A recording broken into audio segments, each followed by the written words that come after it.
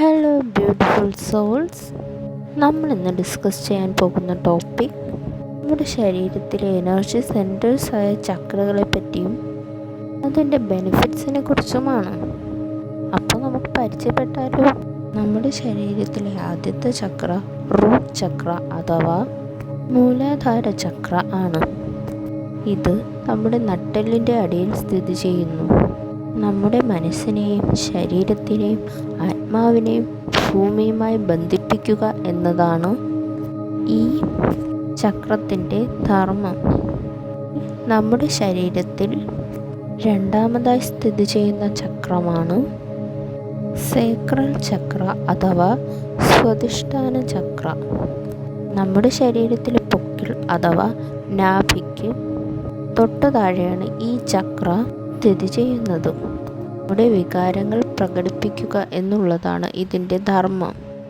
ലൈംഗികതയുമായും ഇത് ബന്ധപ്പെട്ടിരിക്കുന്നു. നമ്മുടെ ശരീരത്തിൽ സ്ഥിതി ചെയ്യുന്ന മൂന്നാമത്തെ ചക്രയാണ് സോളാർ പ്ലക്സസ് ചക്ര അഥവാ മണിപൂരക ചക്ര. ഈ ചക്രം പൊക്കിളിന് മുകളിലാണ് സ്ഥിതി ചെയ്യുന്നത്. ഇത് ആത്മവിശ്വാസം, ആത്മനിയന്ത്രണം, ജ്ഞാനം എന്നിവയുമായി ബന്ധപ്പെട്ടിരിക്കുന്നു. നമുക്ക് അനുയോജ്യമല്ലാത്ത കാര്യങ്ങളെക്കുറിച്ച് മുൻകൂട്ടി തോന്നൽ ലഭിക്കുന്നത് ഈ ചക്രയുടെ സഹായത്തോടെയാണ്.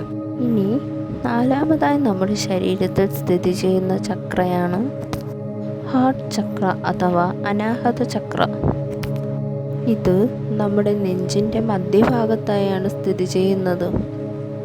ചക്ര സ്നേഹത്തോടും അനുകമ്പയോടും ബന്ധപ്പെട്ടിരിക്കുന്നു. അതുപോലെ തന്നെ നമ്മുടെ വൈകാരികവും മാനസികവുമായ ആരോഗ്യത്തിന് കാരണമാകുന്ന ചക്രയാണ് ഈ ഹാർട്ട് ചക്ര. നമ്മുടെ ശരീരത്തിലെ അഞ്ചാമത്തെ ചക്രയാണ് ത്രോട്ട് ചക്ര അഥവാ വിശുദ്ധി ചക്ര. നമ്മുടെ ഹൃദയത്തിന് മുകളിലായി സ്ഥിതി ചെയ്യുന്ന ഈ ചക്രയുടെ പ്രധാന ധർമ്മം ആശയവിനിമയമാണ്. അതുമാത്രവുമല്ല, സത്യം പ്രകടിപ്പിക്കാനും മറ്റുള്ളവരുമായി നമ്മുടെ അഭിപ്രായം പങ്കിടാനും ഈ ചക്ര കാരണമാകുന്നു.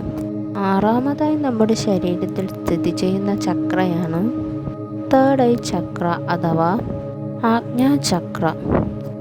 ഈ ചക്രയുടെ അർത്ഥം ജ്ഞാനത്തിനതീതമാകുന്നു എന്നാണ്. നമ്മുടെ ഭൗതിക ലോകത്തിനും അപ്പുറത്തേക്ക് കൂട്ടിക്കൊണ്ടുപോകാൻ കാരണമാകുന്ന ചക്രയാണ് തേർഡ് ഐ ചക്ര. ഈ ചക്ര നമ്മുടെ പുരികങ്ങൾക്കിടയിൽ സ്ഥിതി ചെയ്യുന്നു. ഇനി ഏഴാമത്തേതും അവസാനത്തേതുമായ ചക്രയാണ് സർവശക്തമായ ക്രൗൺ ചക്ര അഥവാ സഹസ്രാര ചക്ര. ഈ ചക്ര നമ്മുടെ തലയ്ക്ക് മുകളിലായാണ് സ്ഥിതി ചെയ്യുന്നത്.